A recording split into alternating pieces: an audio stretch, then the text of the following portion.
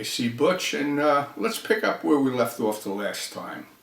Okay, so I went into Avenue M, met everybody, got involved, bowling the pot game, so on and so forth, but that was only the beginning. I mean, this was probably the greatest time period of my life. We'd go down to Windsor Lanes on 14th Avenue, and I think it was 41st Street. And they had a bunch of kids our age that were really pretty good, that loved to bowl action, and they were backed by this platinum blonde by the name of Josie. And she ran the lunch counter there, and she loved to gamble, and she was, oh, let me tell you, a Brooklyn character like you've never seen before.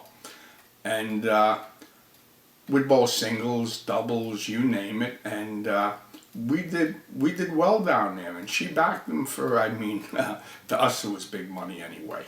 And then they'd come to Avenue M occasionally, and oh yeah, home and home now. I literally lived there, I'd say 7 days a week. Every spare moment I had, I was either hanging out there, shooting the shit with the guys, great stories, especially when Mac and Stoop finally got there. They weren't there at the beginning. The big guns then were these two guys by the name of Mark and Red. And they were pretty good. I mean, I thought they were great at the time. But when Mac and Stoop came on the scene, Avenue M just completely changed. Oh yeah.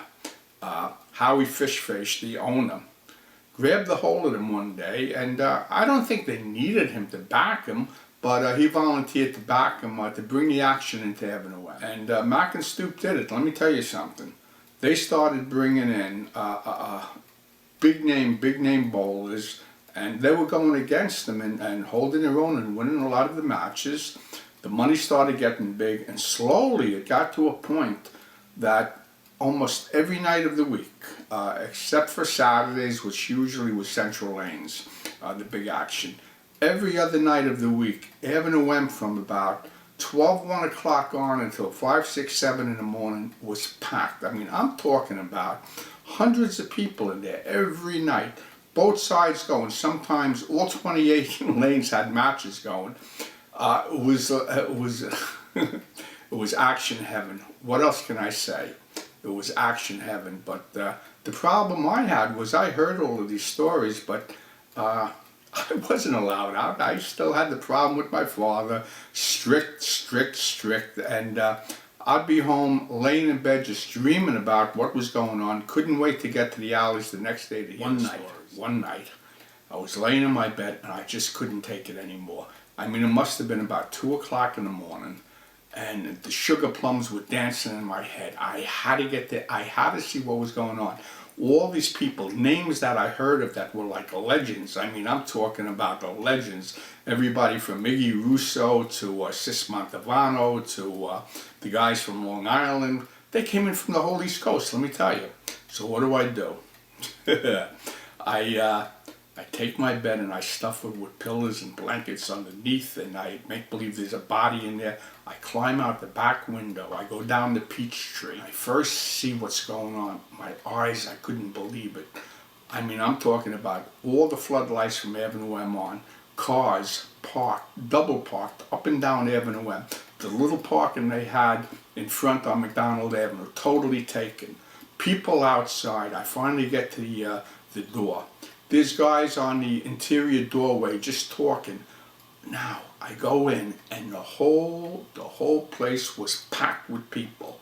Packed, let me tell you. And I'm looking around, and my heart is pumping, and it was just almost too much for me. I walk upstairs to go to the men's room. I had to go bad.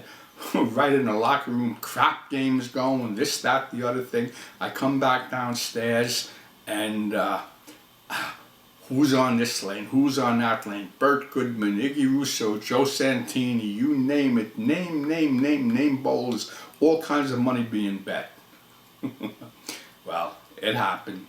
It meant only one thing. I died and I went to action heaven. I mean, but I actually couldn't draw it in the right way. It was too much. It was too much to behold. I actually had to come back the next night when I was a little less excited. And we'll talk about that next time around. Okay. See you a bit later.